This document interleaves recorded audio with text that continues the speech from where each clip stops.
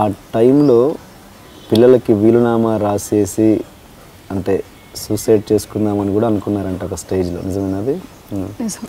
ఎలా ఎలా అంటే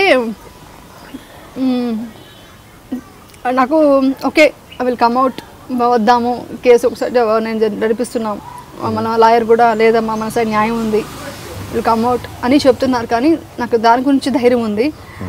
బట్ కొంతమంది ఎక్కడో ఒక హర్ట్ ఉండేది, నాకు ఆ పెయిన్ ఉంది. ఏంటి మన ఈ పెయిన్తో బ్రతకాలా, ఇన్ని సంవత్సరాలు ఇలా బ్రతికాను నేను.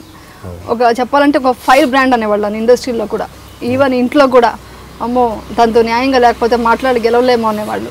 అంత నిజాయితీగా ఉన్న మనిషికి ఒక్కసారి ఇలా అవుతే ఏమంటారంటే ఇంకా ఎంతసేపు స్టార్ట్ అవుతుందండి, ఆ పోకింగ్ స్టార్ట్ అవుతుంది, కూర్చోడం ఏదో ఒక మాటల్లో. అంటే కావాలని చేస్తారు, కొంతమంది చేస్తారు, అందరూ కాదు.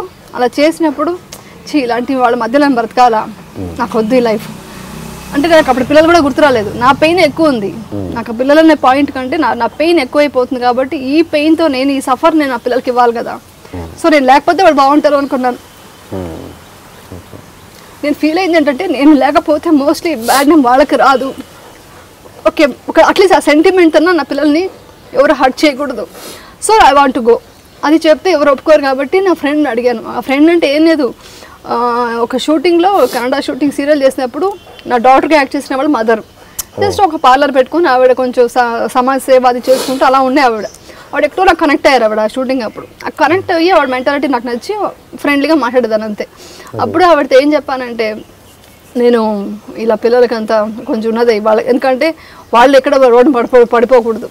So they have to be correct దీంట్లో లైఫ్లో ఉండాలంటే ఫైనాన్షియలీ స్ట్రాంగ్ అదే ఇవ్వాలి మనం పేరెంట్స్. కానీ అది వాళ్ళకి రాసి పెట్టేసి తర్వాత నేను చనిపోతానని కూడా చెప్పలేదు, రాసి పెట్టాలనుకుంటున్నాను. ఎలాగే ఏంటి ప్రొసీజర్ మా ఆయన చెప్తే ఇవంతా డౌట్ వస్తాయి కదా వాళ్ళకి. అందుకని నేను అలా తనతో అడిగాను.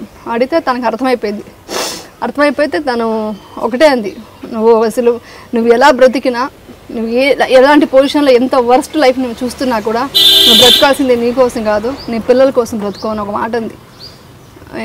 ఆ మాట నాకు చాలా నచ్చింది ఆ పాయింట్. అంటే ఒక కుక్క కూడా ఎలా కాపలా కాస్తుంది యజమానిని, ఇంటి కోసమే బతుకుతుంది. ఇంత అన్నం పెట్టేసరికి ఇల్లునే మొత్తం కాపలా కాస్తుంది, దీనికోసమే బతుకుతుంది. నువ్వు కూడా మదర్ అనే వర్డ్ కూడా కుక్కతో సమానమే. మదర్ అనేది ఏంటి, ప్రొటెక్షన్.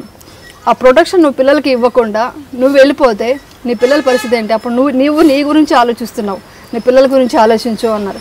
ఆ ఒక్క మాటతో ఐ వాంట్ టు లివ్, ఒక్క పాయింట్తో నేను బ్రతకాలి. అందుకంటే ఏంటి, ఎప్పుడు కౌన్సిలింగ్లో చూడండి సూసైడ్ చేసుకునే వాళ్ళకి ఒకే ఒక మాటతో వాళ్ళు చేంజ్ చేయొచ్చు.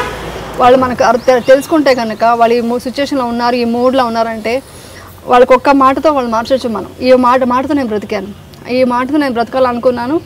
తర్వాత ఎలా బ్రతకాలి, నాకు పెయిన్ ఎక్కువ ఉంది, నాకు బ్రతకడం ఇష్టం లేదు, నాకు పెయిన్తో బ్రతకడం ఇష్టం ఉండేది కాదు.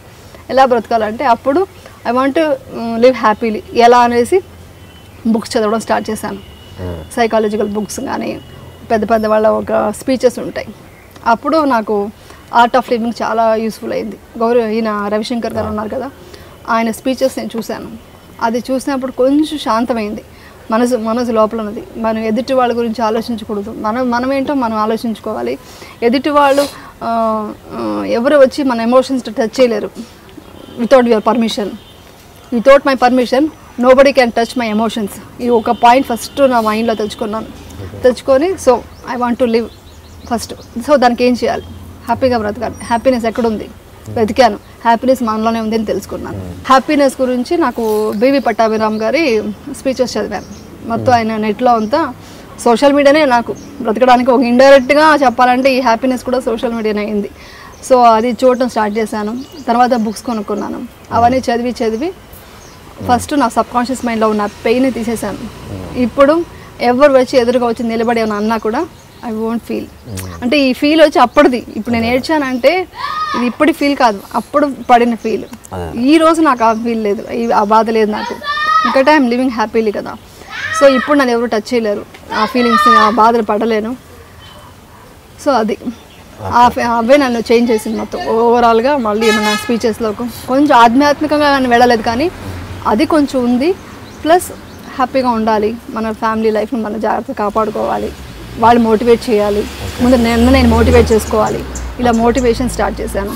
ఐ స్టార్టెడ్ ఆ డిప్రెషన్లో ఫేస్ మొత్తం పాడైపోయి మొత్తం హెల్త్ పాడైపోయింది, ఓవరాల్గా వీక్ అయిపోయింది. అప్పుడు నేను ఏం చేశాను, I started yoga, I started meditation, ప్రాణాయామం ఇది స్టార్ట్ చేసుకుంటూ ఫ్యామిలీని మోటివేట్ చేసుకుంటూ, ఒక సైడ్ మా హస్బెండ్ కూడా నన్ను చూసి డీలా పడిపోయారు, ఆయన మళ్ళీ మోటివేట్ చేస్తూ ఆయనకు ఒక హ్యాపీనెస్ ఇస్తూ పిల్లల్ని చూసుకుంటూ అందరికీ ధైర్యం చెప్తూ లాస్ట్కి ఇప్పుడు నేను స్ట్రాంగ్ పర్సన్ అయిపోయాను.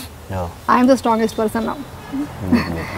ఇప్పుడు నేను చెప్తున్నప్పుడే మీరు ఎంత ఫీల్ అయ్యారు కదా, ఆ ఫీలింగ్ అనేది ప్రతి ఒక్కరికి ఉంటే నిజం చెప్తాను, ఎవరు పెద్దగా మనుషుల వల్ల సూసైడ్ అనేది సిచ్యువేషన్స్ రావడం వేరు, ఫైనాన్షియల్ ప్రాబ్లమ్స్ ఇవన్నీ రావడం వేరు.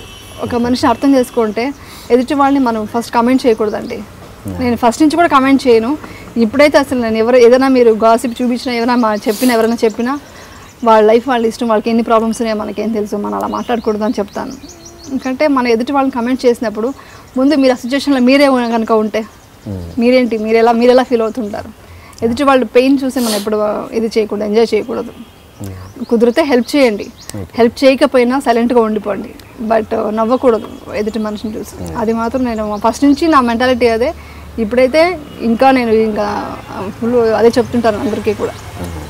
నేను చెప్పే 2012 ఫెబ్లో అప్పుడు టీవీ ఆన్ చేస్తే ఒక టీవీలో చూపిస్తున్నారు. అది ఎలా చూపిస్తున్నారంటే ఎవరైనా అది చూస్తే డెఫినెట్గా నేనే చూసున్నా కూడా వేరే వాళ్ళ గురించి వి కాంట్ సీ అలాంటి సిచ్యువేషన్ క్రియేట్ చేసి చూపిస్తున్నారు. ఎలా అంటే ఇలా వెళ్ళింది, ఇలా సోన్స్ ఐటీసీ హోటల్లోకి వెళ్ళింది, ఈ కార్లో వెళ్ళింది, లగ్జరీ కోసం ఇలా చేస్తుంది ఆవిడ ఇలాంటి, అది ఇంకా నేను మాటల్లో ఇప్పుడు చెప్పలేను. నా ఫేస్ మాత్రం ఫ్రంట్లో ఉంది, బ్యాక్ సైడ్ వచ్చి ఏదో ఒక అవుట్ ఆఫ్ ఫోకస్తో ఒక లేడీ సెక్షువల్ ఏదో షార్ట్లు చూపిస్తున్నారు.